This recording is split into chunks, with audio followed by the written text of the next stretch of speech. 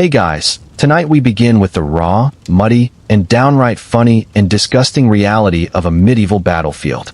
So, before you get comfortable, take a moment to like the video and subscribe, but only if you genuinely enjoy what I do here. And let me know in the comments where you're tuning in from and what time it is for you. It's always fascinating to see who's joining us from around the world. Now, dim the lights, maybe turn on a fan for that soft background hum, and let's ease into tonight's journey together. Picture yourself standing in a field at dawn, and before anyone has swung a single weapon, you are already losing.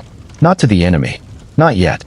You're losing to something much closer than that. The 40, 50, sometimes 70 pounds of iron and leather wrapped around your own body, and the 2 hours you've already spent standing still inside it, waiting for an order that hasn't come. This is where most stories about medieval warfare go wrong. They start at the charge, at the clash, at the moment steel meets steel. But if you had actually been there, if you had actually stood in the boots of an ordinary foot soldier on any battlefield between the 9th and 15th centuries, the battle would have already been breaking you long before the fighting began. And understanding why tells you almost everything you need to know about what war really was, underneath the legend. Let's start with the mail shirt. A full hauberk, the kind worn by a moderately equipped soldier, not a wealthy knight. Just an ordinary man-at-arms who could afford decent protection, weighed somewhere between 20 and 30 pounds on its own. That weight doesn't hang the way a jacket hangs. It doesn't move with you.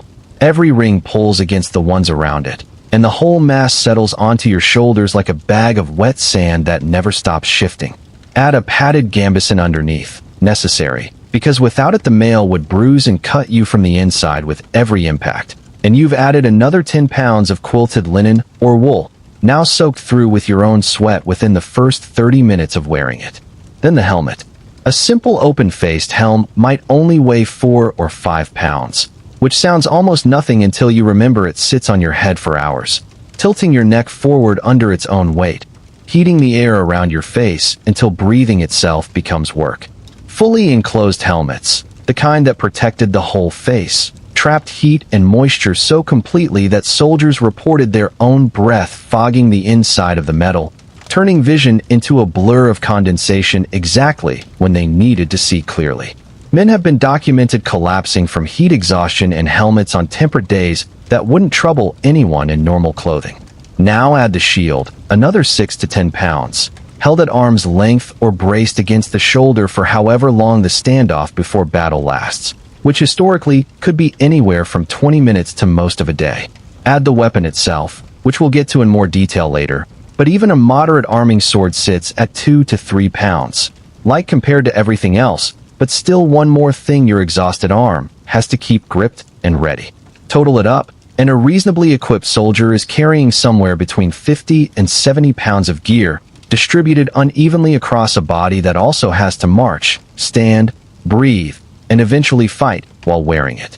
For comparison, modern infantry loads are often criticized as excessive at 45 to 60 pounds, and those soldiers have modern boots, moisture-wicking fabric, and hydration systems. A medieval soldier had none of that.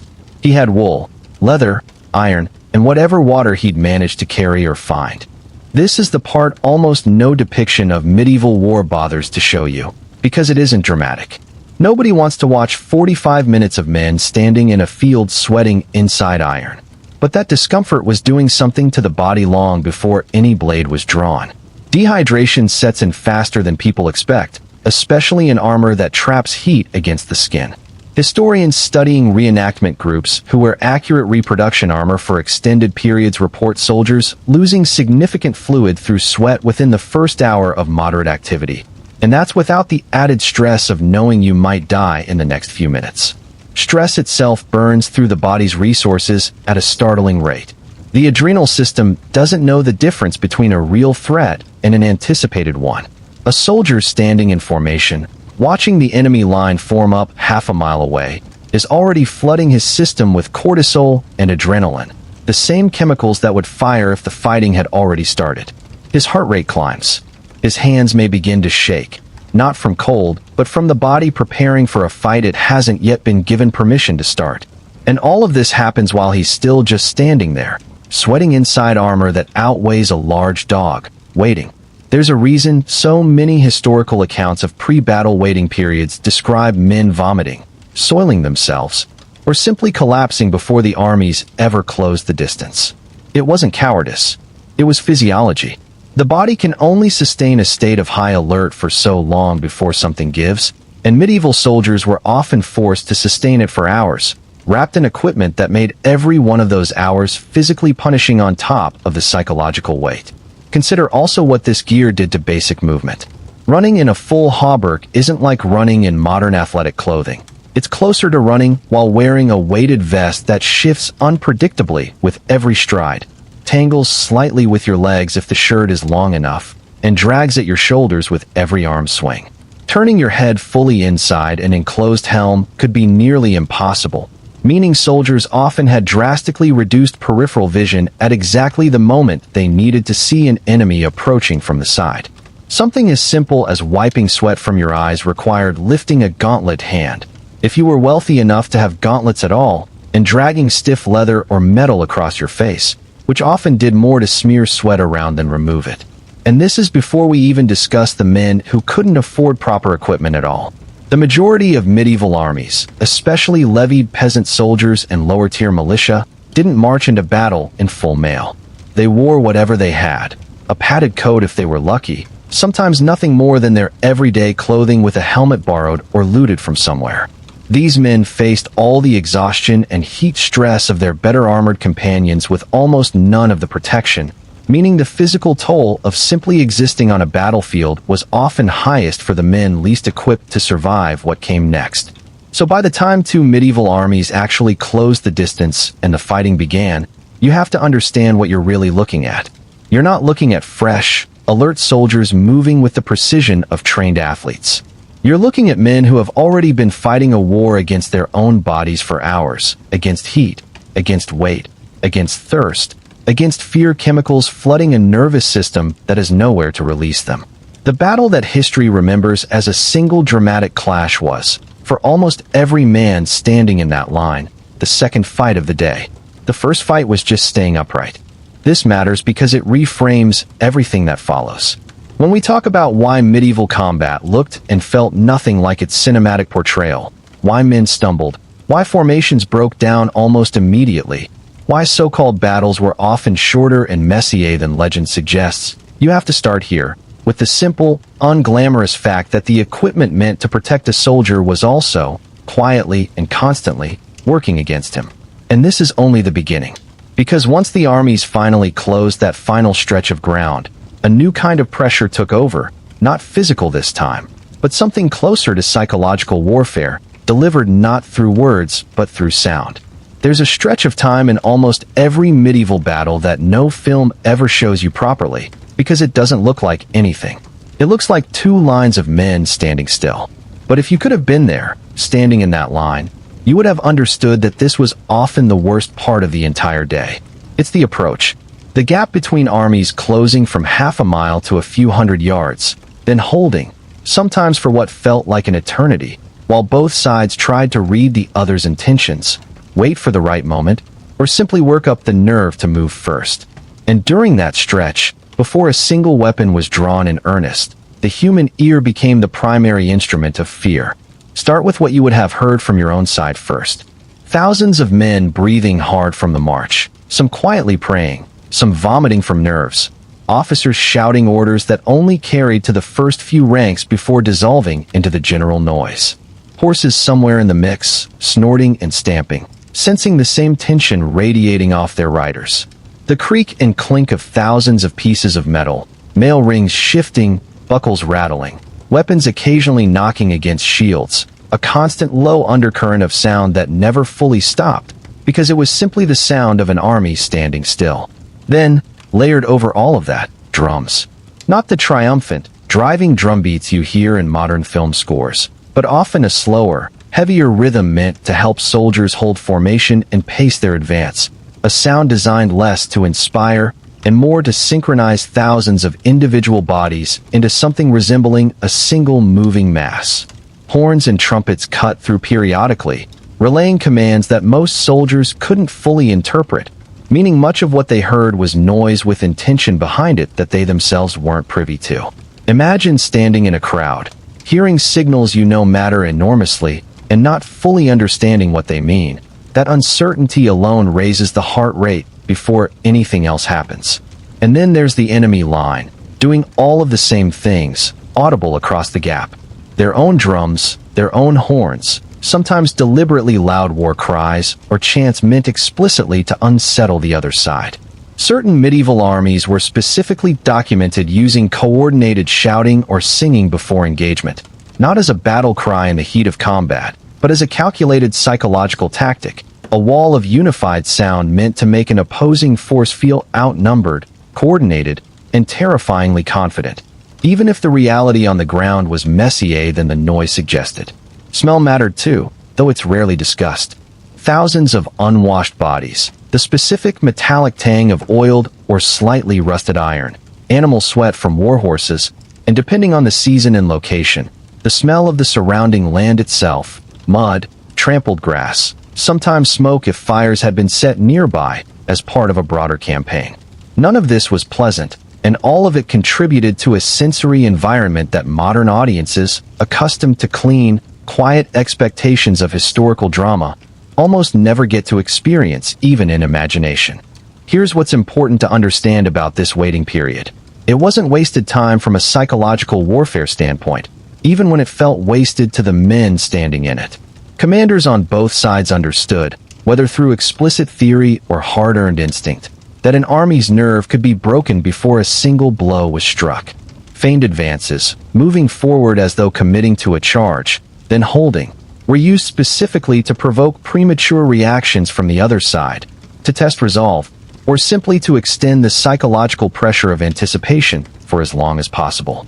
Some engagements saw armies hold position across a field for hours, each side hoping the other would break first, or make a tactical mistake driven by nerves rather than strategy. For the individual soldiers standing in that line, none of this abstract maneuvering mattered nearly as much as the simple, overwhelming fact of waiting to possibly die. Contemporary and near-contemporary accounts, along with what we know from psychological research into modern combat stress, paint a consistent picture. Extended pre-battle waiting periods produced measurable physical symptoms. Trembling hands, dry mouths that made swallowing difficult, a tightening in the chest that soldiers across centuries and cultures have described in remarkably similar terms.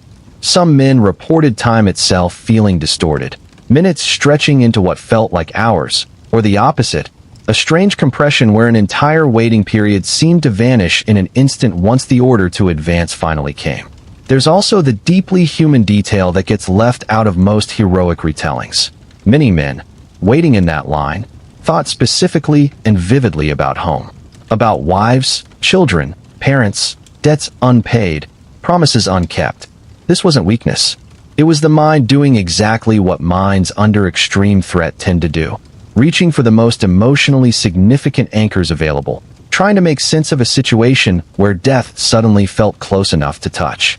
Chroniclers writing about the more literate, higher-status participants in medieval battles occasionally recorded these thoughts directly, in letters or later testimonies, giving us a rare window into what was almost certainly a universal experience across every rank, even among the peasant levies who left no written record of their own fear. And underneath all of this individual terror, there was still the group dynamic to contend with. Standing shoulder to shoulder with men you may have trained with, marched with, possibly known your whole life, created a strange dual pressure. The presence of familiar faces could be a source of comfort, a reminder that you weren't facing this alone, but it also meant your fear was visible, and theirs was visible to you. Historical accounts from many different cultures describe the specific social pressure of not wanting to be seen breaking first, of holding your ground not necessarily out of pure courage, but out of a desperate unwillingness to be the man who ran while his neighbors stood firm. This mechanism, social cohesion functioning as a stronger motivator than individual bravery, appears again and again in the study of why formations held or broke, and it started operating long before the first blow was ever struck. As the gap between the armies finally began to close for real, not a feint this time, but the actual advance, the sound changed one more time. The relatively organized noise of standing formations gave way to the specific, rhythmic sound of marching feet, thousands of them, moving in something approximating unison, growing louder as the distance shrank. For the soldiers on the receiving end of a charge, particularly a mounted charge, this moment carried its own specific terror, the ground itself beginning to vibrate faintly underfoot as heavy warhorses built up speed, a sensation you could feel in your legs and chest before you could clearly make out individual riders. By the time the two lines were close enough to see faces, actual human faces, not abstract shapes in the distance, everything that had happened during the approach had already done enormous psychological work. The previous chapter covered the physical exhaustion. Now add emotional and mental exhaustion on top of it. The product of an extended period marinating in anticipatory fear with no outlet for the stress chemicals flooding their systems. Some historians argue this extended buildup is precisely why so many medieval battles were decided quickly once actual contact began, not because the fighting itself was necessarily brief, though it often was, but because the men entering that fighting were already running on fumes before the first blow landed. This is the part of the story almost nobody tells you, because it's difficult to dramatize. But if you want to understand why medieval combat looked the way it did, chaotic, fast, often mercifully brief in terms of actual sustained fighting, you have to understand that the battle was never really just the clash of weapons.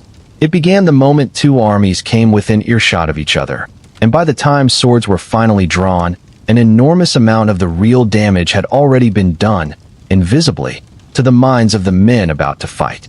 And when that final gap finally closed, when lines that had spent hours anticipating this moment finally made contact, everything that followed happened faster, and far more chaotically, than almost anyone standing in that line was prepared for. Here's something that surprises almost everyone who studies medieval combat seriously. The actual moment when two armies collided rarely looked anything like a battle at all. It looked more like a car crash.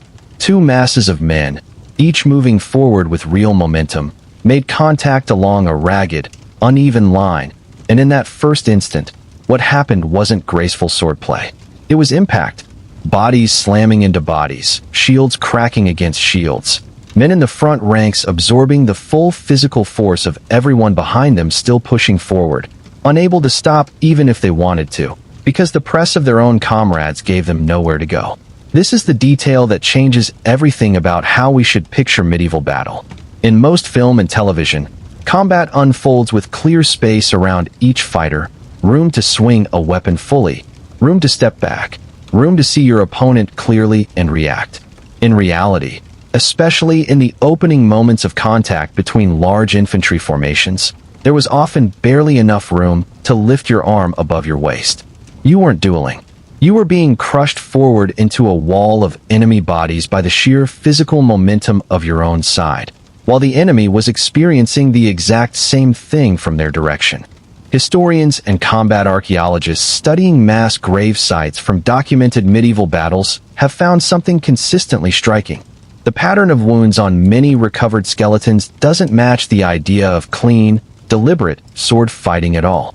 Instead, they find evidence consistent with blunt trauma, crush injuries, and wounds delivered at extremely close range, the kind of damage that happens when men are packed so tightly together that a weapon barely needs to be swung to do damage, because there's no distance left between combatants for a proper swing in the first place. Vision, too, collapsed almost immediately. Even soldiers wearing open-faced helmets found their field of view narrowing under stress, a well-documented physiological response called tunnel vision, where the body, flooded with adrenaline, prioritizes threat detection directly in front of the eyes at the cost of peripheral awareness. For soldiers in enclosed helmets, this effect was compounded by the physical limitations of the helmet itself, meaning many men entering that first crush of combat could see, at best, the man directly in front of them, and perhaps a narrow slice of the fighting immediately to either side. Everything else, what was happening 10 feet away, whether their own side was winning or losing, whether the man who'd been standing next to them 30 seconds earlier was still alive, was simply unknown. This is why so many first-hand and near-contemporary accounts of medieval battles are strikingly vague about the specifics of the fighting itself, even when written by men who were actually present. It's not that these chroniclers were bad writers or careless with detail. It's that the men who survived could not tell you, in most cases, exactly how the man beside them died, or exactly who they themselves had struck and how effectively. The chaos was total. The visual information available to any single participant was extremely limited, and the entire experience compressed into a blur of sound, impact, and fear that resisted clear narrative memory even immediately afterward. Sound during this phase became something almost physical in itself. The clash of metal on metal, metal on wood, metal on flesh, a cacophony with no clear pattern, no rhythm a soldier could use to anticipate what was coming next. Men shouted, screamed. Some called out names of comrades or commanders, though in the noise these calls rarely reached their intended recipient. Historians studying acoustic conditions of pre-modern battles have noted that verbal commands, even shouted at close range, often became completely unintelligible within seconds of contact, which meant that whatever tactical plan a commander had devised before the battle began was, in a very real sense, no longer being executed by anyone. Individual soldiers were operating almost entirely on instinct, training, and the immediate press of bodies around them. And here's a detail that rarely makes it into popular depictions. A significant number of casualties in this opening phase weren't caused by enemy weapons at all. Trampling was a genuine, well-documented danger. If a man stumbled or fell in the press of a tightly packed formation, whether from a wound, a loss of footing, or simple exhaustion, the men behind him, still being pushed forward by the crowd, often had no ability to stop or step around him. Falling in a crush of medieval combat could be as dangerous as anything the enemy might do to you directly, because once you were down, the weight of dozens of men continuing to move forward over uneven, often muddy or blood-slicked ground could crush or suffocate you before you ever had the chance to stand back up. This physical reality also explains something that puzzled early military historians for a long time: why medieval casualty figures during the actual close combat phase of a battle were often lower than expected relative to the sheer number of men involved and the duration of the engagement, while casualties frequently spiked dramatically once one side began to break and rout. The answer lies partly in the mechanics we've just described. In a packed, chaotic press, it was often difficult to land a killing blow with any precision. There simply wasn't room. The far more dangerous moment came later, once a formation broke apart, and fleeing men, no longer protected by the density and cohesion of their own line, became far easier targets for pursuing enemies who now had open ground and clear lines of attack. For the individual soldier caught in that opening crush, though, none of these larger patterns mattered. What mattered was the immediate, overwhelming sensory experience, the smell of blood and sweat and torn earth, the deafening confusion of sound, the crushing physical pressure from every direction, and the sheer difficulty of simply staying upright, let alone fighting effectively. Many soldiers, particularly less experienced levied troops, reported, in the rare instances where their experiences were recorded, a kind of dissociative shock in these opening moments, a sense of time slowing down or speeding up unpredictably, of actions happening almost outside their own conscious control. This is also where the myth of medieval combat as a series of individual duels breaks down most completely. Yes, single combat between notable warriors did occur, and chroniclers loved to record these moments precisely because they were unusual and dramatic enough to stand out from the general chaos. But for the vast majority of soldiers on a vast majority of medieval battlefields, the experience of fighting bore almost no resemblance to a duel. It was closer to being caught in a violent, crushing riot, where survival depended less on individual martial skill and more on staying on your feet, staying close to the men beside you, and reacting to threats that emerged from a chaotic blur with whatever speed your exhausted, adrenaline-flooded body could manage. And this raises an important question that the next chapter will address directly. If individual swordplay mattered this little in the opening crush of battle, what exactly were medieval soldiers doing with the weapons in their hands?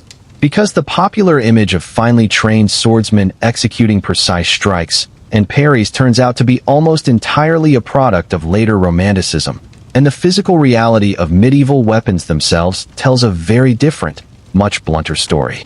If you've only ever seen a sword on screen, you've probably never actually understood what one is. Film and television have trained us to picture medieval swords as light, whip-fast instruments of precision, weapons an actor can spin, flourish, and swing in rapid combinations without ever seeming to tire. The reality, for anyone who has actually held a properly weighted historical arming sword, is considerably less glamorous. A typical one-handed medieval arming sword weighed somewhere between 2 and 3 pounds. Not heavy in isolation, but remember everything from Chapter 1. This is a weapon being wielded by an arm that's already exhausted from carrying armor, dehydrated from hours of standing in the heat, and flooded with adrenaline that burns through fine motor control fast. Swinging a sword with any real force and control is a full-body movement, not just an arm motion. It requires hip rotation, core stability, and precise footwork to generate power while maintaining balance. All things that become dramatically harder when you're standing in a crushing press of bodies with barely enough room to shift your weight, as we covered in the previous chapter. This is one of the central, under-discussed truths about medieval combat. The conditions of an actual battle were often almost the opposite of the conditions needed to use a sword the way trained fencing masters taught it to be used in a controlled setting. And here's the detail that changes the whole picture. Most medieval soldiers weren't wielding finely balanced swords in the first place. Swords were expensive to produce and typically carried by wealthier soldiers, knights, and professional men-at-arms. The bulk of medieval infantry, the levied peasants, the town militias, the lower-tier soldiers who made up the majority of most medieval armies, were far more likely to carry spears, axes, maces, or simple wooden clubs studded with nails, weapons that were cheaper to produce, easier to use with minimal training, and often more effective in a crushing, close-quarters melee than a sword ever could be. This matters enormously for understanding what actual medieval combat looked like, because these weapons work on entirely different physical principles than swordplay. A spear doesn't require the wide swinging arcs or precise footwork of sword fighting. It can be thrust forward from a tightly packed formation with relatively little space required, which is exactly why spears and later pikes became the dominant infantry weapon across so much of medieval Europe. A mace or war hammer doesn't need a sharp edge or a precise angle of attack to be devastating. It relies on simple blunt force, capable of breaking bone and crushing armor through raw impact, even when swung with limited range of motion in a crowded press. Archaeological evidence from mass grave sites tied to documented medieval battles consistently supports this picture. Skeletal remains show wound patterns dominated by blunt force trauma and crushing injuries far more often than the clean, precise cuts associated with swordplay. Skulls with depressed fractures consistent with mace or hammer blows. Limbs with breaks consistent with impact from heavy, blunt weapons rather than sharp-edged strikes. This physical evidence tells a story that popular imagination has largely ignored. For the ordinary medieval soldier, combat was less about swordsmanship and far more about blunt, brutal impact, delivered in whatever cramped space the press of battle allowed. Training, too, was almost nothing like what modern audiences might assume. While professional knights and men-at-arms, a relatively small percentage of any medieval army, did undergo extensive weapons training from a young age, often years of dedicated practice, the ordinary levied soldier typically received minimal formal instruction. Many peasant conscripts arrived at a muster with weapons they'd never used in anything resembling a real combat scenario. Sometimes weapons they'd only ever used for agricultural or hunting purposes, repurposed for war.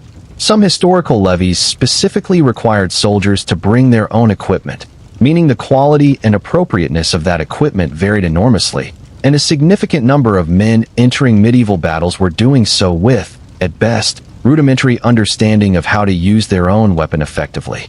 This helps explain something that puzzled military historians studying medieval combat for a long time. Accounts describing battles as brutal, chaotic slogging matches rather than displays of refined technique. It also explains why formation and positioning mattered so much more than individual skill in determining who survived. A moderately trained man standing shoulder to shoulder with disciplined comrades, protected on both flanks, had a far better chance of surviving than a skilled individual fighter isolated or exposed on an open flank, a truth that shaped medieval tactical thinking far more heavily than popular legend, with its focus on individual heroics, tends to acknowledge. There's also a detail about weapon maintenance and reliability that's easy to overlook. Medieval blades required regular sharpening and care to remain effective, and in the middle of an extended campaign, far from a proper forge or skilled armorer, weapons could and did degrade. Edges dulled with repeated use against armor, wood, and bone. Some accounts describe soldiers continuing to fight with badly notched or even partially broken blades, simply because there was no opportunity to replace or repair them mid-battle. A dull sword, contrary to what you might expect, doesn't become useless. It essentially becomes a blunt weapon, relying on impact force rather than a clean edge to do damage, which in the crushing conditions of medieval melee may not have mattered as much as you'd think, given how limited any soldier's ability to deliver a precise cutting strike already was. Shields deserve mention here too, because they weren't just passive protection, they were active weapons in their own right. A shield could be used to shove an opponent off balance, to pin an opponent's weapon arm against their own body in the crush of close combat, or simply to create just enough space to land a strike with whatever weapon was in the other hand. Combined with the crushing physical press of formation fighting described in the previous chapter, much of actual medieval combat likely looked less like an exchange of elegant strikes and far more like an ugly, physical struggle, shoving, grappling, off-balance strikes delivered from awkward angles, men using their entire bodies rather than just their weapon arm to try to create any advantage at all. And this brings us to something crucial for understanding the next stage of this story. Because if individual weapon skill mattered this much less than popular imagination suggests, and if the physical conditions of battle made refined swordplay nearly impossible for most participants, then what actually determined who lived and who died on a medieval battlefield wasn't individual mastery at all.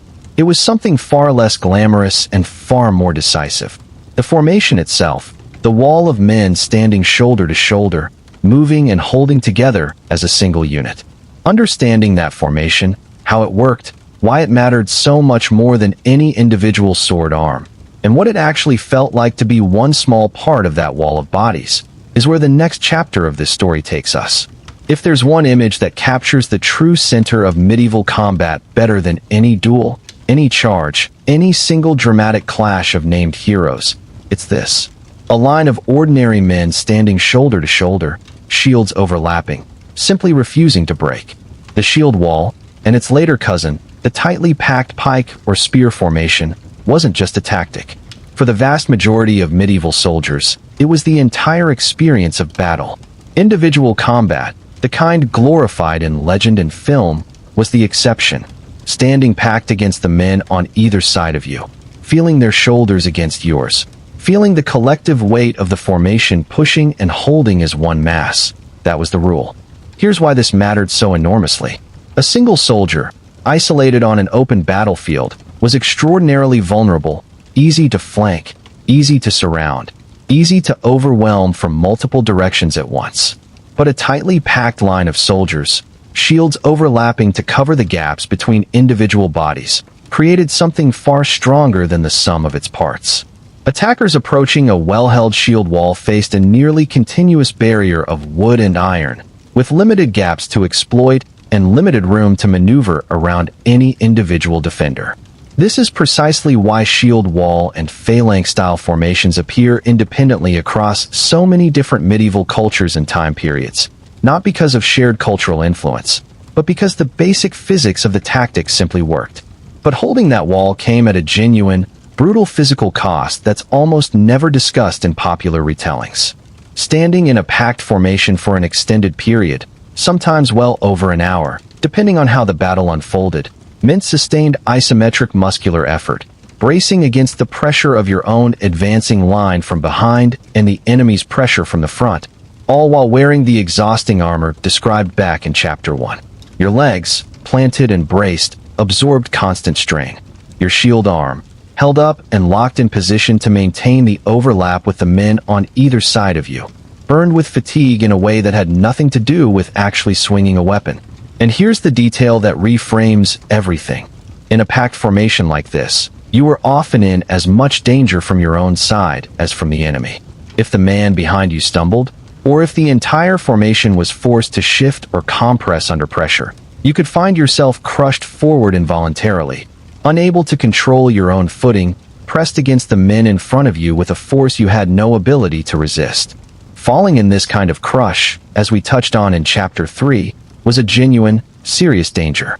A soldier who went down in a packed formation risked being trampled by his own comrades, unable to rise again in the chaos and pressure of bodies continuing to move and shift above him. This physical reality also explains something crucial about how battles were actually won and lost. Formations didn't typically break because every individual soldier within them died. The numbers rarely worked out that way. Instead, formations broke when the psychological and physical pressure became unbearable for enough men simultaneously that the cohesion of the line itself gave way.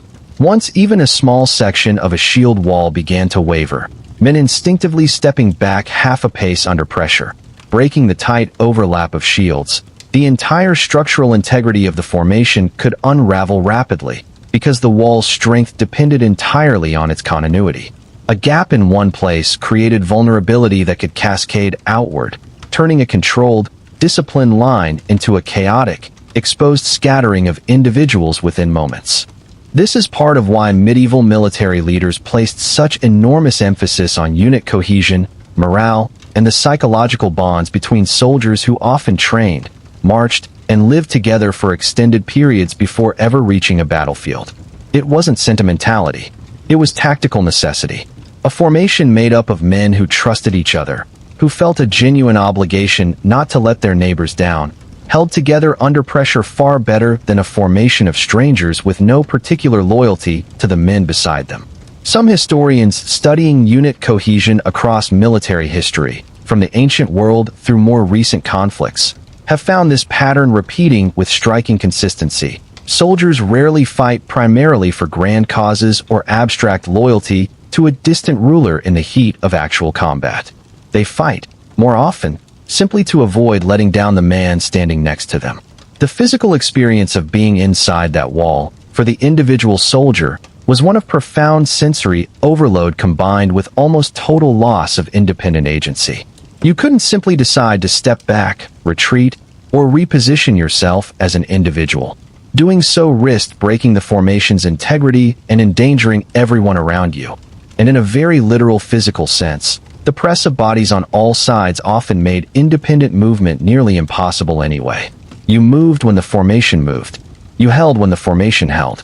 Your entire battlefield experience, for potentially the better part of an hour or more, was defined not by individual choices, but by the collective, barely coordinated mass movement of hundreds or thousands of other men experiencing the exact same crushing, exhausting, terrifying pressure that you were.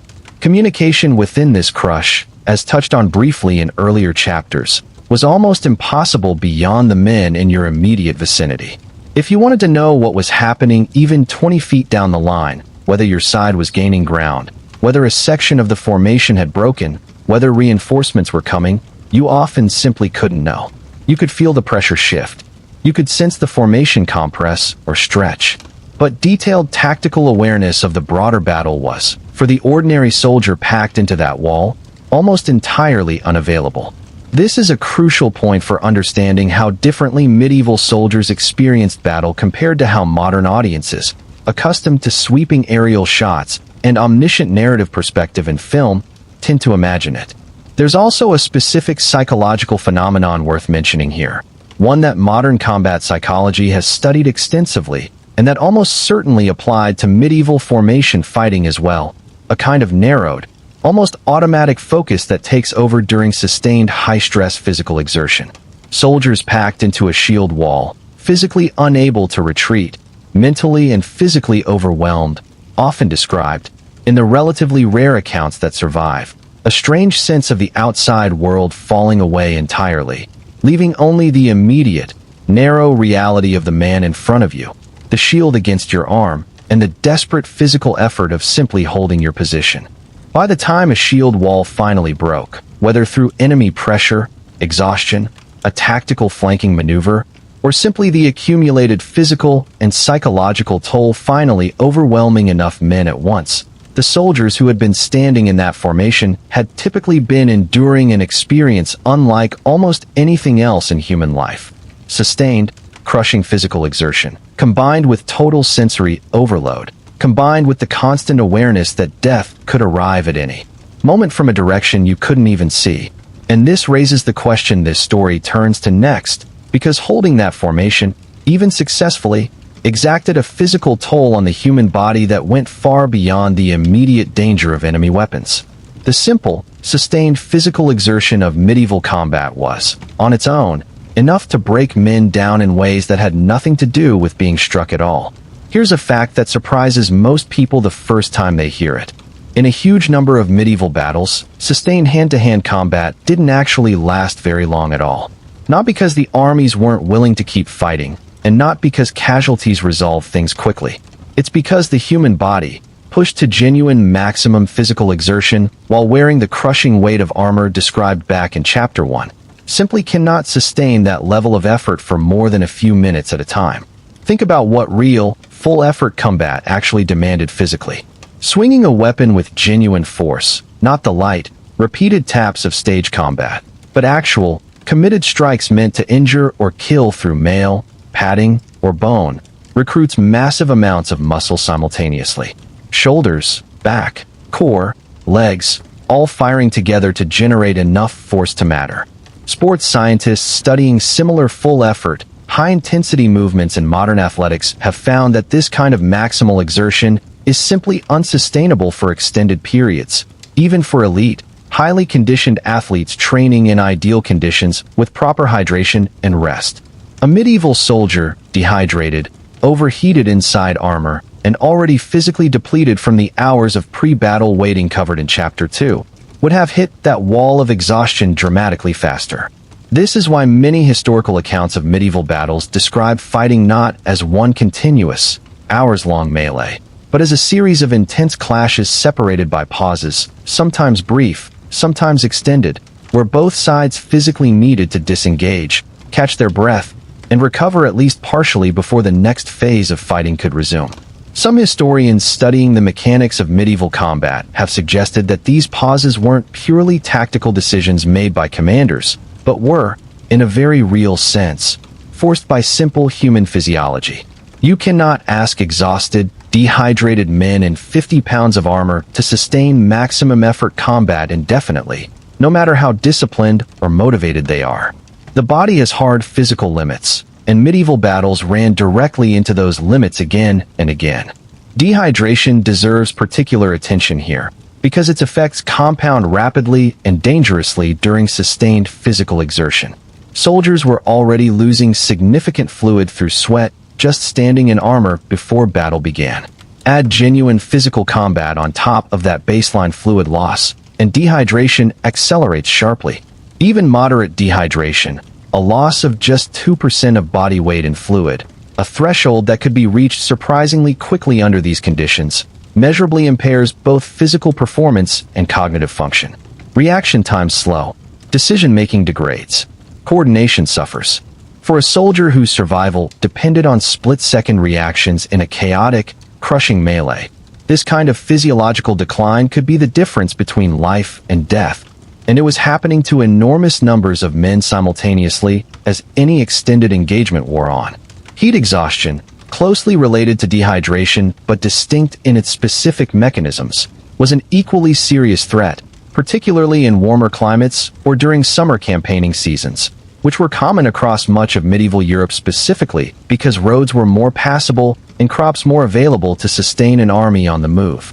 The combination of heavy armor trapping body heat, intense physical exertion generating even more internal heat, and limited access to water created genuinely dangerous conditions. Historical accounts occasionally describe soldiers collapsing during battle in circumstances that, read through a modern medical lens, look strikingly consistent with heat exhaustion or even heat stroke. Men who weren't struck by any weapon at all, but who simply gave out under the combined physical strain of armor, exertion, and heat. Muscle fatigue itself has specific physiological mechanisms worth understanding here, because they explain why medieval soldiers so often describe, in the accounts that survive, a specific, recognizable decline in fighting effectiveness as engagements dragged on.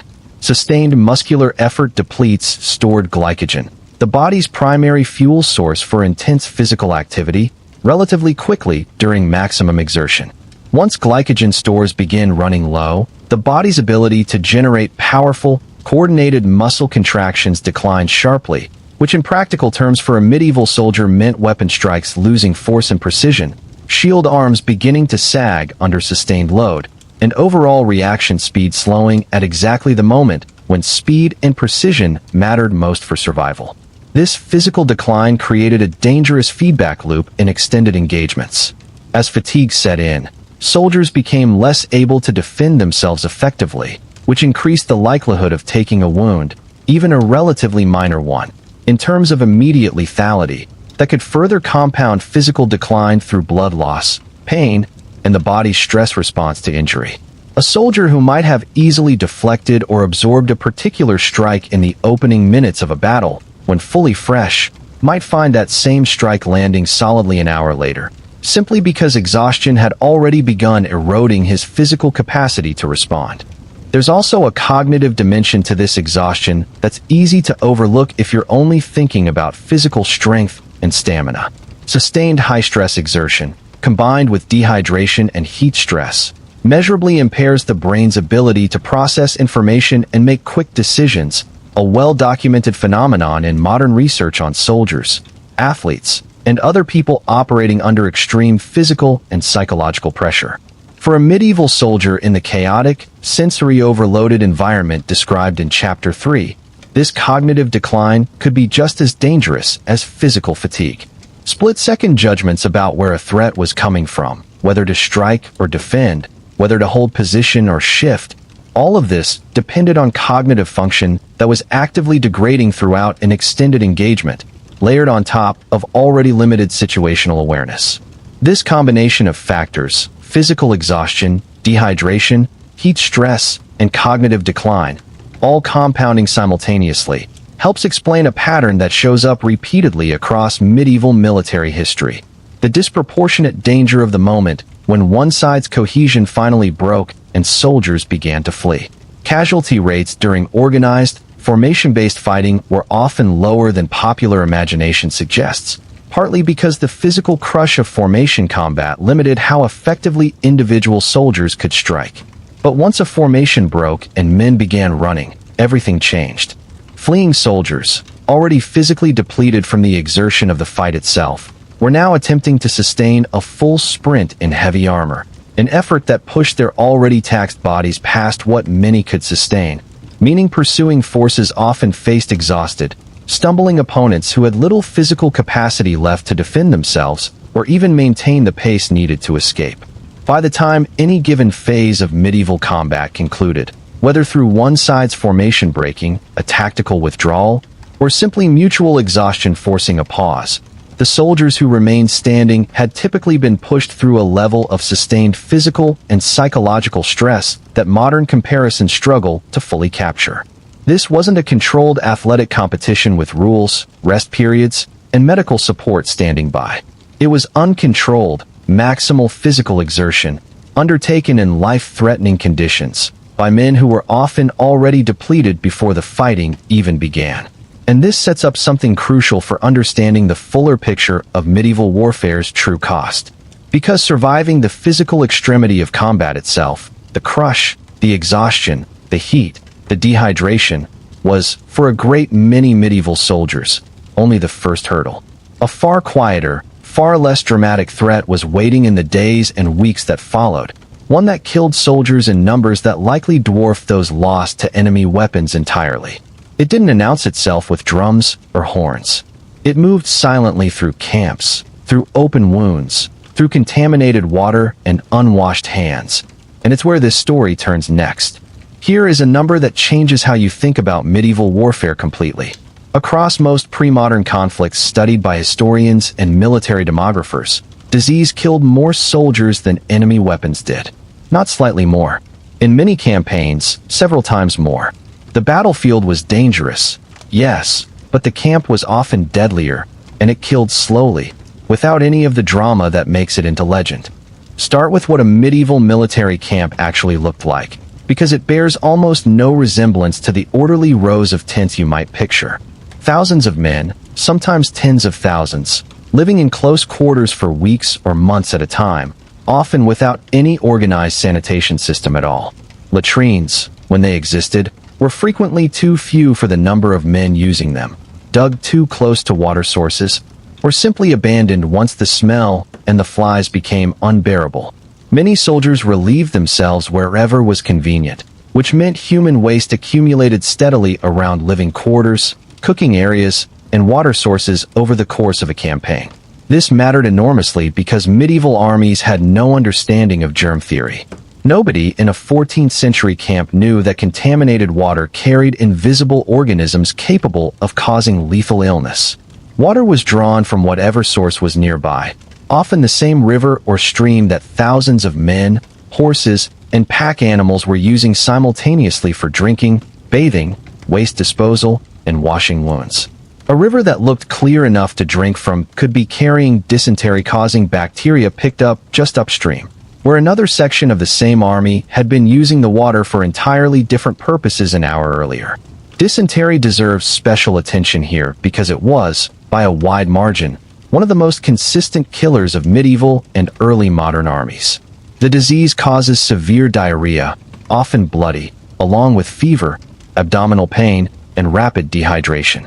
In a soldier already weakened by the physical exhaustion covered in the previous chapter, already operating on limited food and water, dysentery could progress from first symptoms to death within days.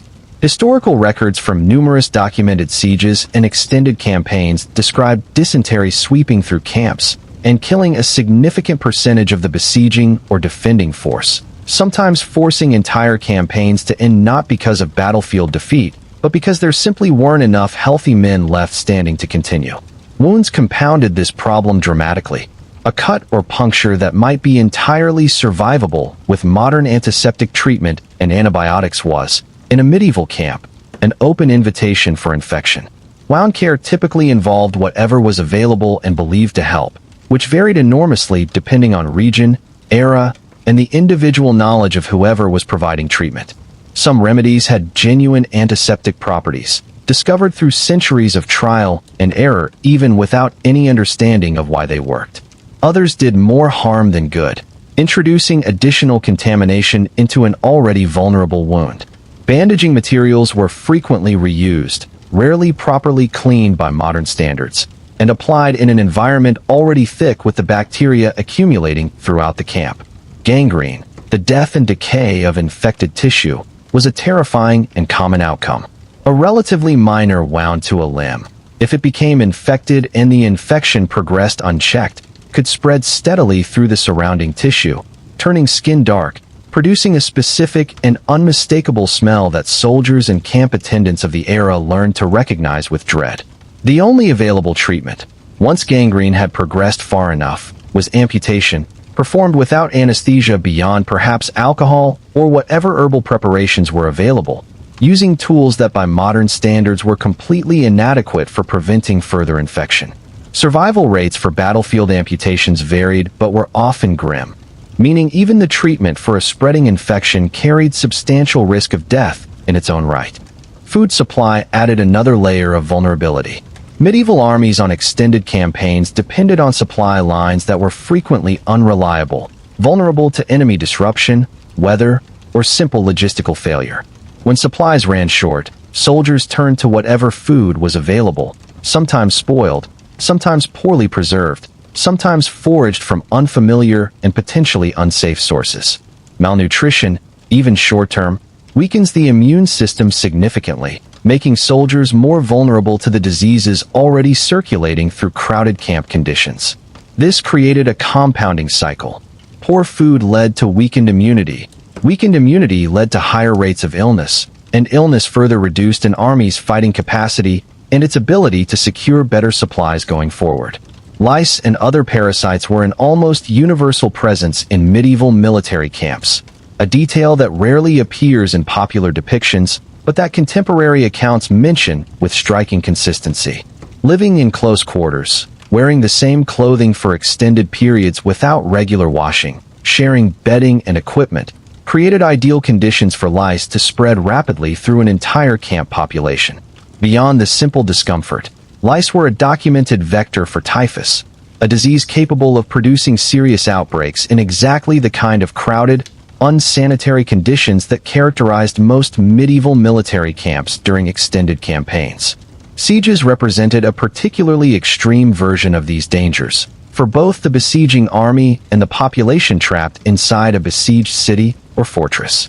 Extended sieges could last months, sometimes years, during which the besieging force remained in one location long enough for sanitation conditions to deteriorate severely, while the besieged population faced their own compounding crisis of dwindling food, contaminated water sources within the city walls, and disease spreading rapidly through a population confined in close quarters with limited ability to maintain hygiene. Some of history's most consequential sieges were decided not by breaches in the wall or dramatic assaults, but by which side's population collapsed first under the weight of starvation and disease. There's a specific irony here. A soldier who survived the terrifying crush of formation combat described in earlier chapters, who avoided the trampling danger, who made it through the physical exhaustion of sustained fighting without collapsing, might still die weeks later from an infected blister that had gone unnoticed and untreated, or from dysentery contracted through contaminated camp water, or from a minor wound that turned septic in the unsanitary conditions surrounding him. The battlefield got the glory and the legend. The camp, quietly and far less dramatically, often did more of the actual killing. This reality shaped medieval military thinking in ways that aren't always obvious from a modern perspective. Commanders understood, at least intuitively if not scientifically, that extended campaigns carried enormous risk from disease alone, which is part of why so many medieval military strategies emphasize decisive, relatively quick engagements over prolonged campaigns whenever possible. Every additional week an army spent in the field, particularly in a stationary camp during a siege, meant additional exposure to the accumulating sanitation crisis that came with keeping thousands of men in one place for an extended period. It also meant that survival in medieval warfare depended on factors that had almost nothing to do with combat skill or bravery. A soldier's chances of coming home alive were shaped as much by the quality of the camp's water source, the timing of the campaign relative to disease outbreaks, and simple luck in avoiding infection, as they were by anything he did or didn't do in the moments of actual fighting covered in earlier chapters. This is one of the most important and least glamorous truths about medieval war. The men who survived it weren't necessarily the best fighters. Often, they were simply the ones who didn't get sick. And this brings the story to a question that becomes increasingly important as we move toward the larger picture of how medieval battles actually unfolded and were decided. Because if individual soldiers had so little control over their own survival, so little visibility into what was happening beyond their immediate surroundings, and so little ability to influence the outcome of the fighting they were part of, what does that tell us about the commanders supposedly directing these battles from above? The answer, as the next chapter shows, is considerably less reassuring than most popular depictions of brilliant medieval generalship would suggest. Every dramatic retelling of a medieval battle includes a commander standing on a hill, surveying the field, issuing orders that shape the course of the fight in real time. It's a compelling image. It's also, in most cases, almost entirely fictional.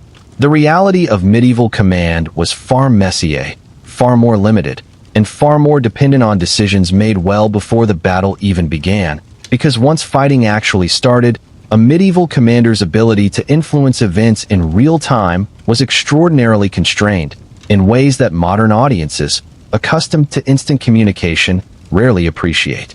Start with the basic problem of communication itself. There were no radios, no telephones, no way to relay information or orders across a battlefield faster than a horse could carry a rider, or a signal could be seen and interpreted. A commander positioned to get a reasonable overview of the field, often on elevated ground behind the main formation, could see broad movements and general patterns, but he could not see the specific, close-quarters chaos described in Chapter 3 that every individual soldier was actually experiencing. His picture of the battle was necessarily incomplete, delayed, and filtered through whatever visual information happened to be visible from his position at any given moment.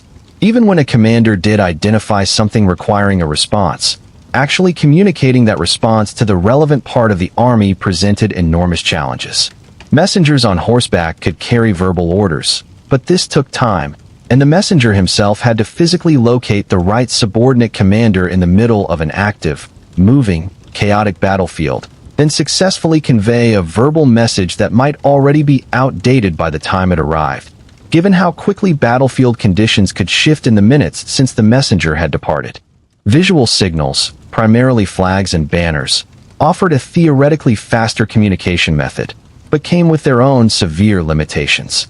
Flags could only convey a limited range of prearranged signals, generally simple commands like advance, hold, or retreat, rather than anything nuanced or specific to unfolding circumstances. More critically, flags needed to be visible to be useful, and visibility on a medieval battlefield was frequently terrible. Dust kicked up by thousands of marching feet and horses, smoke from any fires that might be burning nearby, the sheer density of men and equipment crowding the field, and the simple physical distance involved could all combine to make even a large, prominently displayed banner difficult or impossible to see from certain positions within the formation. Horns and trumpets provided an audio alternative, and were used throughout medieval warfare for exactly this reason. But sound had its own problems in the chaotic acoustic environment described back in Chapter 3. The general noise of battle, the shouting, the clash of weapons, the screams of wounded men and terrified horses could easily drown out or distort horn signals, particularly for soldiers deep within the press of fighting who had far more immediate sensory concerns demanding their attention than listening carefully for a specific pattern of trumpet notes. This combination of factors meant that once a medieval battle actually began in earnest, a commander's real-time control over the unfolding engagement was often minimal at best.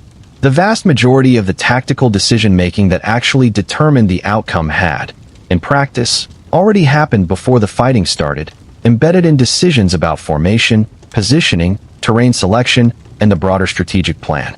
Once the armies made contact, commanders were frequently reduced to making relatively broad, delayed adjustments based on incomplete information, hoping their subordinate officers and the discipline of their troops would handle the countless smaller decisions happening simultaneously across a chaotic, sprawling field that no single person could fully observe or comprehend. This helps explain why medieval military leaders placed such enormous strategic weight on decisions made before battle even started. Choosing favorable terrain, for example, mattered enormously precisely because a commander couldn't reliably adjust tactics mid-battle in response to unfolding circumstances. If your army was positioned with a hill at its back, or a river protecting one flank, or dense terrain limiting the enemy's ability to maneuver, those advantages remained in effect throughout the battle regardless of how communication broke down once fighting began. Similarly, the initial arrangement of troops, the placement of reserves, and the overall battle plan carried enormous weight precisely because commanders knew, whether through explicit theory or hard experience, that their ability to adapt this plan in real time would be severely limited. Subordinate officers played a critical role in this system, though even they faced significant constraints. A commander leading a specific section of the army, positioned closer to the actual fighting than the overall army commander, had somewhat better visibility into his immediate section of the battlefield, but still faced the same fundamental problems of limited sightlines within a chaotic, crowded environment, and the same difficulties communicating effectively with the men under his direct command once the noise and confusion of close combat took hold. Much of what happened at this level depended heavily on training, discipline, and the ability of experienced soldiers to react appropriately to unfolding circumstances without needing explicit orders for every decision. This decentralized reality of medieval combat also explains something important about the role of morale and unit cohesion that earlier chapters have already touched on. Because commanders couldn't reliably control the detailed, moment-to-moment conduct of a battle once it began, an army's actual performance depended enormously on how well individual soldiers and small units could function with minimal direct oversight, relying instead on training, discipline, and the psychological bonds between the men fighting beside them. An army composed of experienced, well-trained, cohesive units could often outperform an army with superior numbers but weaker internal cohesion, precisely because the former could function effectively even when centralized command broke down, which it almost inevitably did once serious fighting commenced. There's also an important point here about how battles were sometimes won or lost through what modern military theorists might call decision cycles operating faster on one side than the other, even without any of the modern vocabulary or theory that describes this phenomenon explicitly. An army whose subordinate commanders and soldiers could recognize and respond to changing battlefield conditions faster than their opponents, even working with the same severe communication limitations described throughout this chapter, held a significant advantage because speed of local, decentralized response often mattered more in practice than anything the overall army commander was theoretically directing from his position on the hill. None of this means medieval commanders were irrelevant or that command decisions didn't matter. They mattered enormously, but primarily in the planning phase, in the strategic decisions made well before the actual fighting began, and in the broader campaign-level choices about when and where to engage the enemy in the first place. The image of a commander dynamically directing a battle's course through the fighting itself, adjusting tactics fluidly in response to unfolding circumstances the way a modern military leader with radio communication and aerial surveillance might, is largely a projection of modern command capabilities onto an era that simply didn't have the tools to make that kind of real-time control possible. Understanding this limitation on command also helps explain one of the most consistently terrifying elements of medieval battle for the ordinary soldier standing in the ranks: the near-total absence of reliable information about what was actually happening beyond his immediate vicinity, and the corresponding absence of any real guarantee that help, reinforcement, or a coherent tactical response would arrive if his section of the line found itself in serious trouble. And this vulnerability becomes especially clear when we turn to one of medieval warfare's most mythologized elements, the cavalry charge, which the next chapter reveals to be a far more chaotic, far less controlled maneuver than its heroic legend suggests. Picture the moment a cavalry charge is described in almost any film or popular retelling of medieval warfare. Rows of mounted knights, lances leveled, thundering across open ground in perfect formation, crashing through enemy lines with unstoppable, coordinated force. It's a genuinely thrilling image. It's also, according to the actual physical and behavioral realities of horses in combat, largely a fantasy. Start with the horse itself, because everything about how cavalry charges actually function begins with basic equine behavior that popular imagination almost entirely ignores. Horses are prey animals.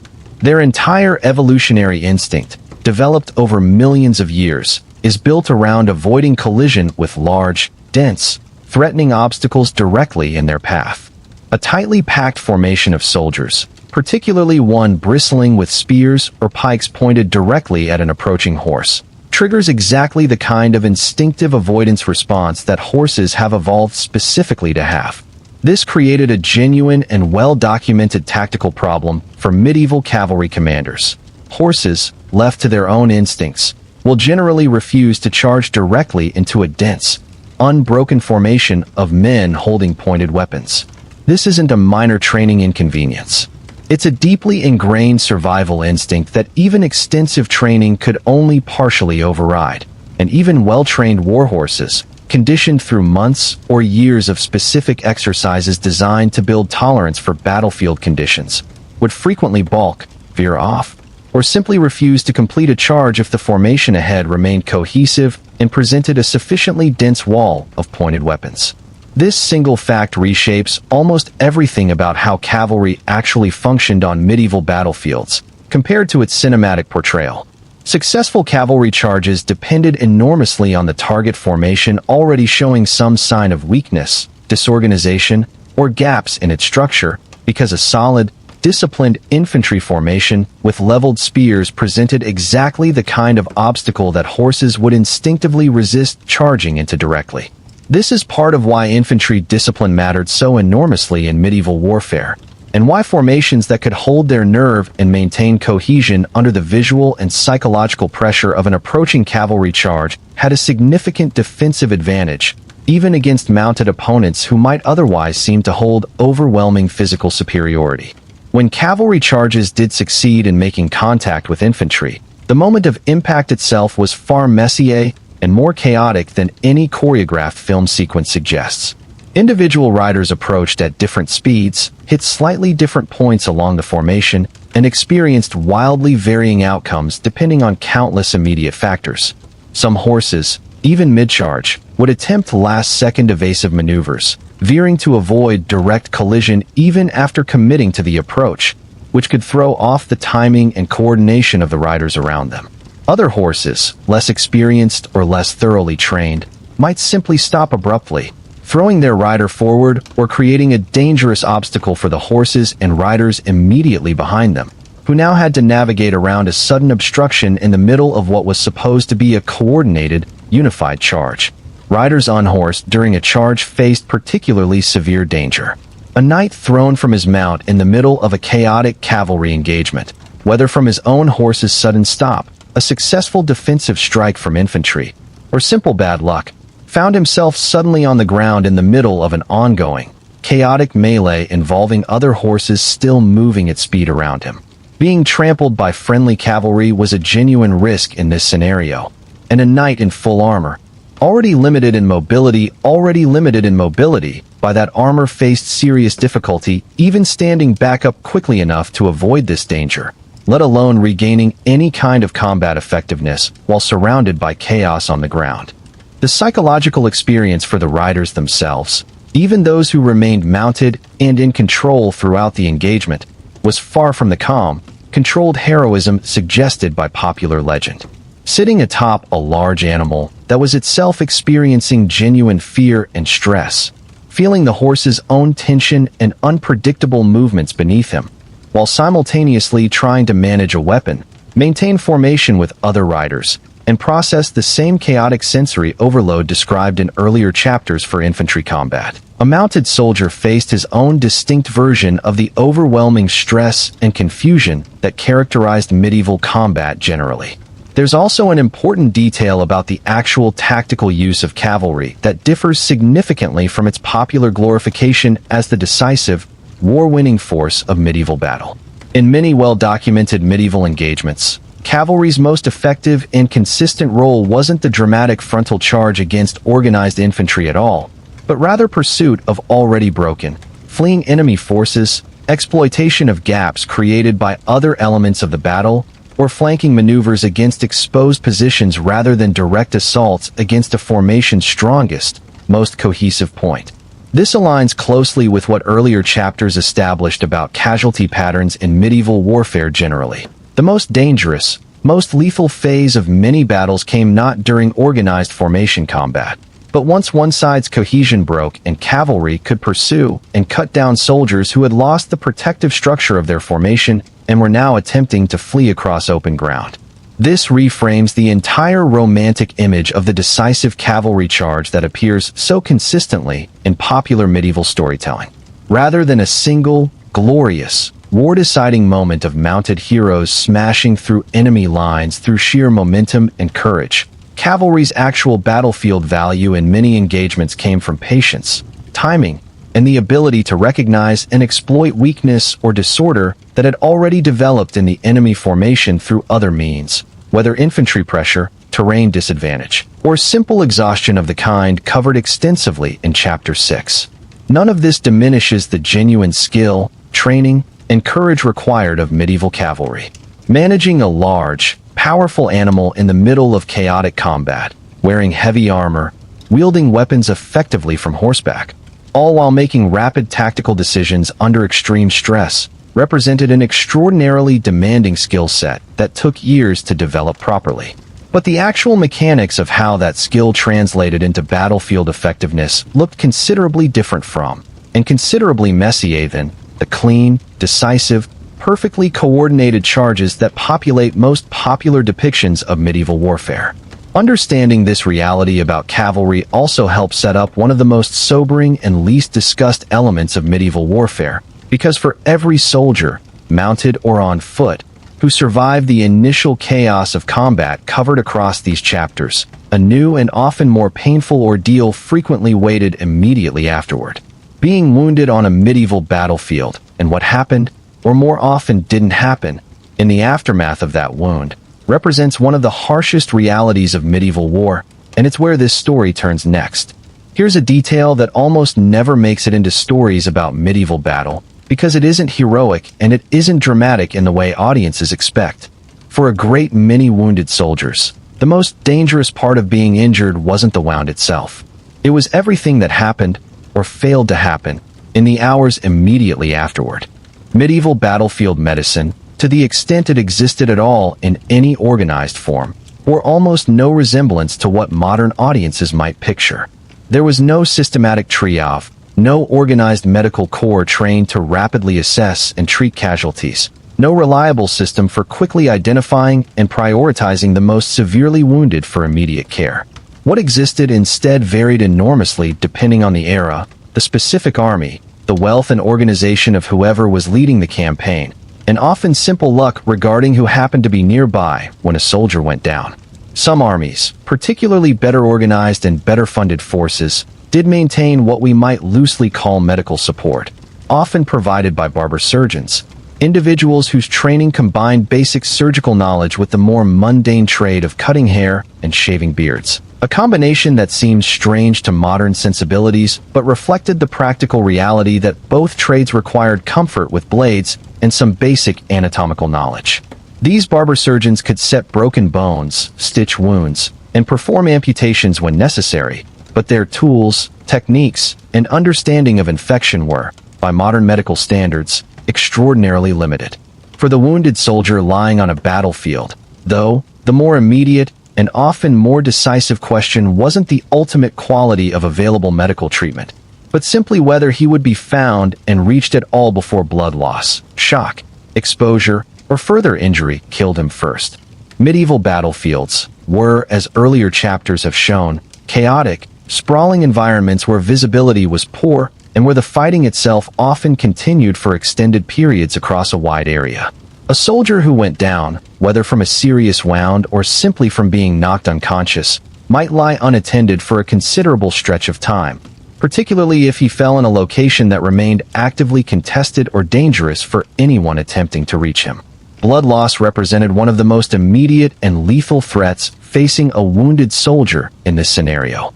Without modern understanding of how to properly control severe bleeding, without access to blood transfusion or intravenous fluids, a soldier suffering from a serious wound to a major blood vessel could bleed out within minutes if left unattended, a timeline that gave rescuers, if any were nearby and able to help, an extremely narrow window to intervene effectively. Even wounds that weren't immediately life-threatening from blood loss alone could become so, if left untreated for extended periods, as continued bleeding gradually weakened the wounded man and pushed him toward the kind of shock that itself becomes increasingly difficult to reverse the longer it continues.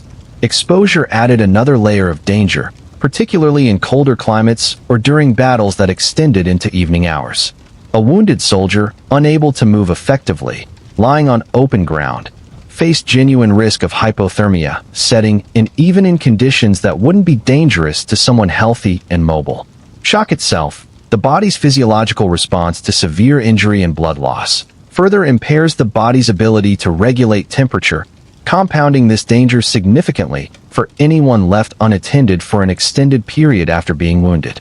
There's also a specific and disturbing reality that historical accounts occasionally document. Wounded soldiers left on a contested or recently abandoned battlefield sometimes faced additional danger from opportunistic violence, whether from enemy soldiers finishing off wounded opponents to prevent them from potentially recovering and fighting again, or from battlefield looters, sometimes drawn from the local civilian population, who saw wounded and dying soldiers as an opportunity for theft, with minimal risk to themselves. This grim reality meant that being wounded and immobilized on a medieval battlefield carried dangers that went well beyond the physiological consequences of the injury itself. For soldiers who were found and did receive some form of treatment, the outcome remained uncertain even with the best available medieval care. Wound infection, as covered extensively in Chapter 7, represented an enormous ongoing threat even after initial treatment had stopped active bleeding and addressed the immediate crisis. A wound that seemed to be healing reasonably well in the days immediately following a battle could still develop a serious infection later, Given the complete absence of antiseptic technique by modern standards, and the generally unsanitary conditions of medieval camps and field hospitals described previously, amputation, when necessary, carried its own severe risks beyond the trauma of the procedure itself. Performed without anesthesia beyond whatever alcohol or herbal preparations might be available, using tools that couldn't be properly sterilized by modern standards, in an environment already thick with the bacteria and contamination that characterized medieval military camps. Amputation was simultaneously a genuine life-saving intervention for cases of severe infection or irreparable limb damage, and itself a dangerous procedure with substantial mortality risk from shock, blood loss during the operation itself, and subsequent infection of the surgical wound. Recovery time for medieval soldiers who survived their initial wounds and any subsequent treatment could be extensive, and the long-term outcomes varied enormously. Some soldiers recovered relatively well from wounds that would seem serious by modern standards, their bodies successfully fighting off infection and healing through processes that medieval medicine barely understood, but that the human body was nonetheless capable of managing on its own given sufficient time, rest, and basic nutrition. Others faced permanent disability from wounds that never fully healed properly, chronic pain from improperly set bones, or ongoing complications from injuries that continued to affect them for the remainder of their lives. In an era with essentially no formal support systems for disabled veterans beyond whatever family, community, or occasionally religious charitable structures happened to be available to them. This entire picture of medieval battlefield medicine reframes an important aspect of how we should understand medieval military casualties generally. Historical casualty figures from medieval battles, where they exist in any reliable form, often significantly undercount the true human cost of these engagements, because they frequently reflect only soldiers killed outright during the fighting itself, without capturing the additional soldiers who died in the days and weeks following a battle from wounds, infection, or complications that a modern medical system would very likely have been able to treat successfully. The true mortality cost of medieval warfare, accounting for this delayed toll, was almost certainly considerably higher than immediate battlefield death counts alone would suggest. And once the fighting itself had genuinely ended, once the wounded had been found or hadn't, once the immediate chaos of combat had given way to whatever came next, medieval battlefields entered a distinct and equally revealing phase, one that tells us just as much about the true nature of medieval warfare as the fighting itself did. What happened in the hours and days immediately following a medieval battle, the aftermath that history remembers far less vividly than the clash of the fighting itself, is where this story turns next. The fighting stops. The formations that survive begin to reform or retreat. And almost immediately, before the blood has even had time to properly dry, a very different kind of activity begins across the battlefield, one that reveals just as much about medieval warfare's true character as anything that happened during the fighting itself. Looting began remarkably quickly after most medieval battles, and it wasn't a peripheral, minor activity conducted by a few opportunistic stragglers. It was, in many documented cases, a substantial and organized part of what happened immediately after fighting concluded, involving significant portions of the victorious army along with, frequently, local civilians who had been watching the engagement from a distance or who arrived quickly once word spread that a battle had concluded nearby. Understanding why looting mattered so much requires understanding the basic economics of medieval soldiering. Many soldiers, particularly those serving in less formal arrangements than a modern standing army, received minimal or irregular pay, and battlefield plunder represented a genuine and significant part of the practical compensation for participating in a campaign at all. Armor, weapons, clothing, and personal effects stripped from dead or wounded enemy soldiers held real economic value, either for the victor's own use or for resale, and this economic incentive meant that looting following a battle was often systematic and thorough rather than opportunistic and disorganized.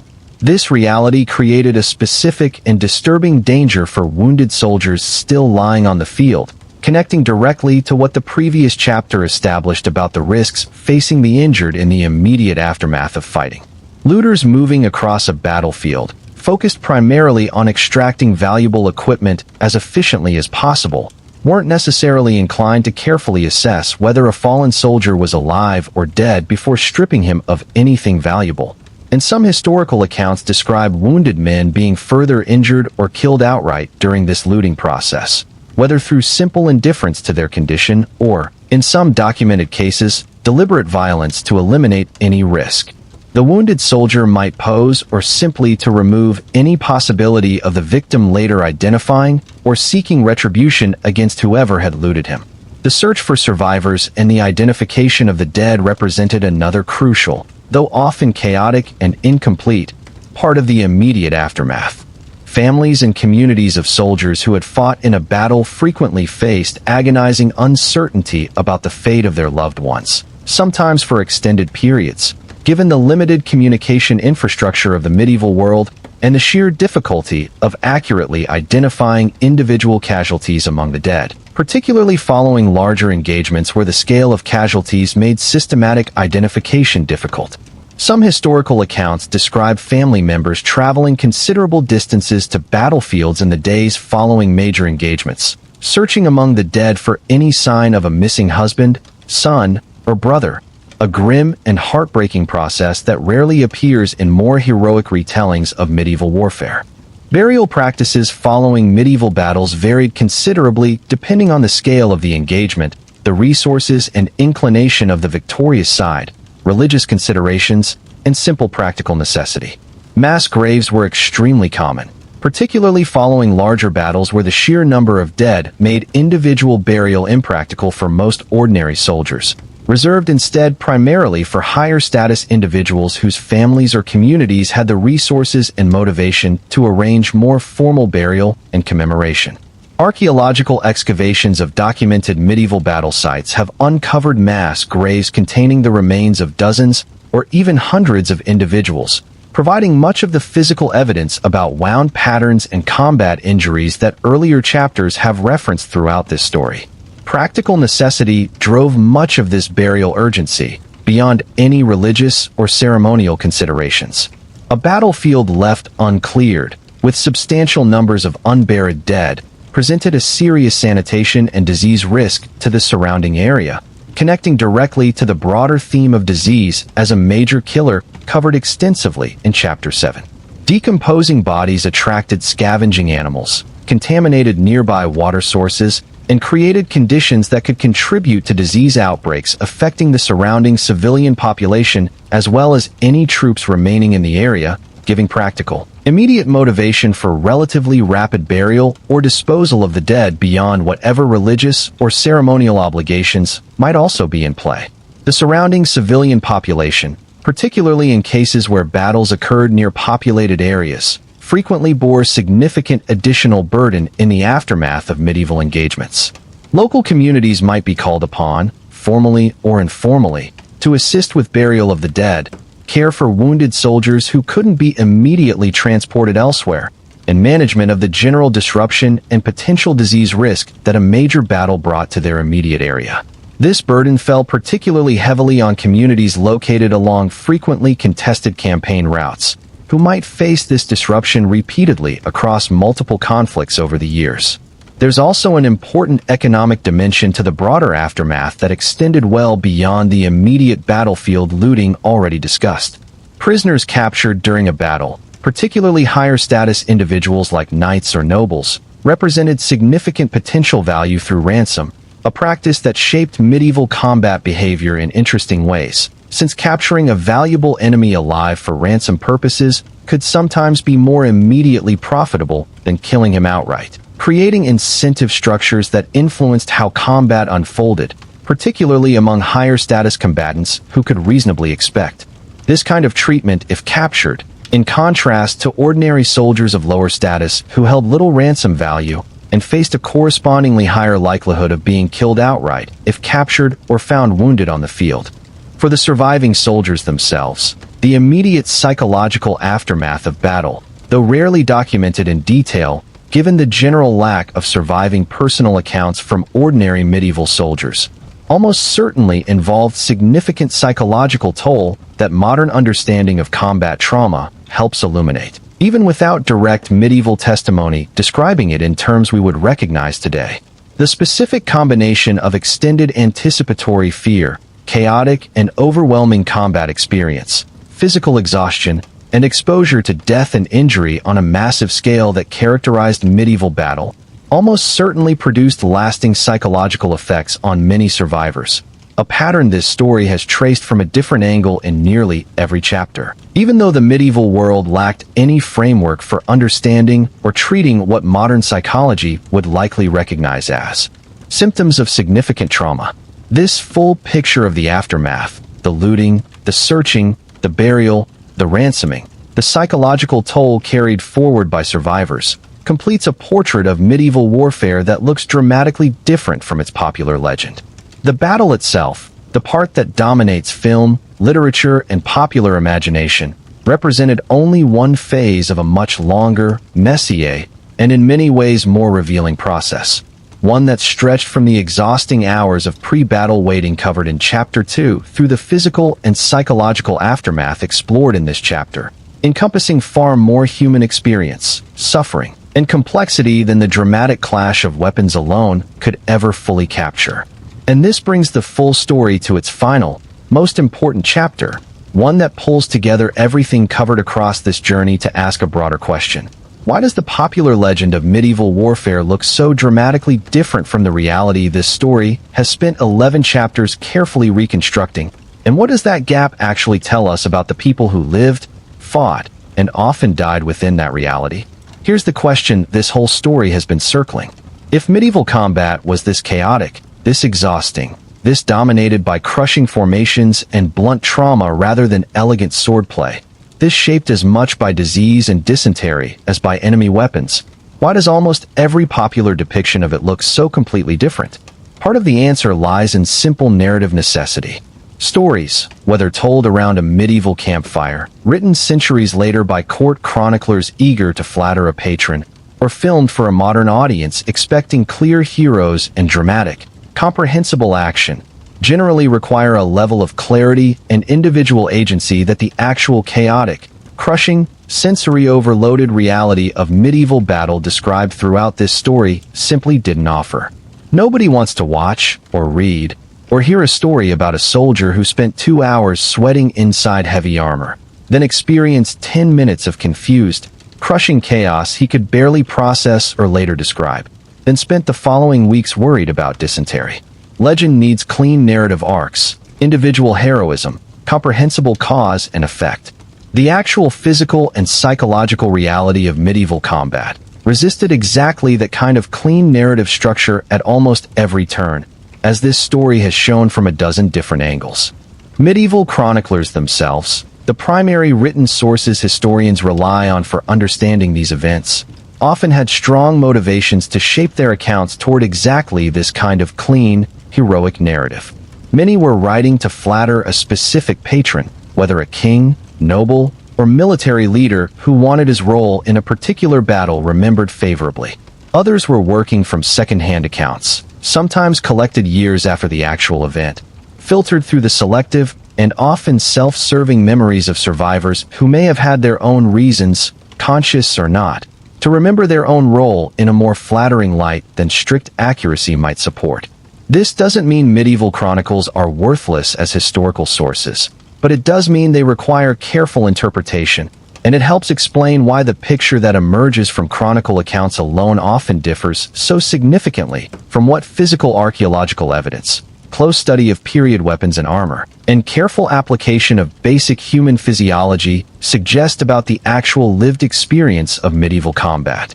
There's also a deeper psychological reason why later generations, including our own, have consistently preferred the heroic, dramatic version of medieval warfare over the messier, more chaotic reality this story has reconstructed.